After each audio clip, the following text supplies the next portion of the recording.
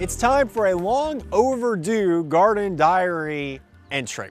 So I'm at a point now where I like to think that I've got a large portion of my conifer garden slash expansion project slash really big project completed. So people have asked me, would you go through this again and would you continue to think about doing a big project in the future? And the answer is absolutely yes. The reward of this long term is going to be outstanding, I feel, really for myself and also for anyone, hopefully, that comes and enjoys plants and gardening. So some of the tools I've had to use besides the plants that I think are a little bit interesting in this is, first off, the amount of wood chips that I have used has already gone past the 100 cubic yards of wood chips, which is an astronomical amount for anybody. And then my tractor has really been the only reason why I've been able to accomplish some of those goals so quickly. Some of the other interesting things to note here besides the plants.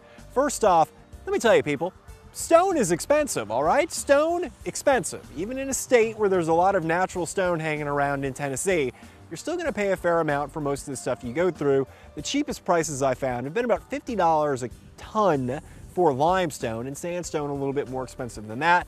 And then river rock and all these different things, the more work that is done to stones, or the more they are cultivated and formed, the more expensive they can become. So upwards of $300 a ton for some very well refined stones to do walkways and things like that. So I decided to do a walking path made out of, also, you guessed it, wood chips, and then just border that in with some river rock, which is a little more expensive, about $200 a ton. And that gives me a lot of linear feet, which obviously I have a lot of linear feet to cover in this project, so those are very helpful for that. Two other tools I could not do without are what I like to refer to as my plant measurement sticks and all things measuring. These are unbelievably easy to find and also very convenient to use when you're outside and you're trying to measure plant spacing as far as the long-term growth habit of a plant. And that's a 6 foot and an 8 foot board. I've got two different ones here, but it doesn't matter. If you have two things that are 6 feet, one's 8 feet, you're good to go. You can also use a rake or a shovel if those are close to 5 or 6 feet. And I like to use those to measure out diameter around the plant, just to make sure that when they do grow, and all these conifers will grow, to make sure that they're gonna eventually not outgrow their current habitat a little too early in life, because I'm not a huge fan of having to move things after I plant them one time. Another big issue that I have faced throughout this entire thing has been my nemesis of nemesis, which is Bermuda grass. When we first moved into our home, well before I knew anything about gardening, we went through a process called seed and straw, where they lay seed down and then put straw over the top of it, it gets watered in, and the thought being that eventually you have a nice lush green yard.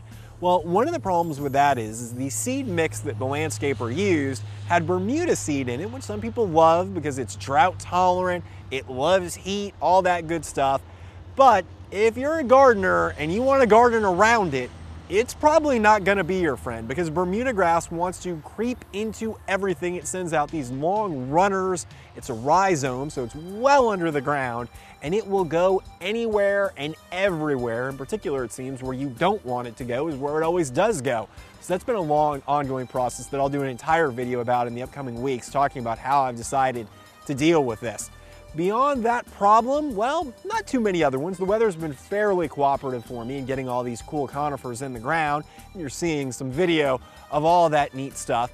In the upcoming weeks, oh yeah, more work to be done. What you are currently looking at is a shot of phase 2, or as I'm now referring to it as, the north side of my conifer garden, which will also have some deciduous Japanese maples and some other pretty interesting plants that I'll hope to share with you in the future. One of the other really neat elements about the timing that I'm doing all of this on is that all of the conifers I've gotten from the Northwest are all now starting to push out their new growth. So we're really seeing that neat contrast of old growth versus new growth, some of that new growth being yellow versus the background of a green or a blue color, all really interesting stuff. And speaking of interesting plants and interesting conifers in particular, remember, the first week in May, for all of you conifer and gardening fans out there, I have a huge announcement to make that I think is really, really exciting. So keep checking back for that and continuing very frequent updates on the conifer garden and all things gardening on the Garden Years.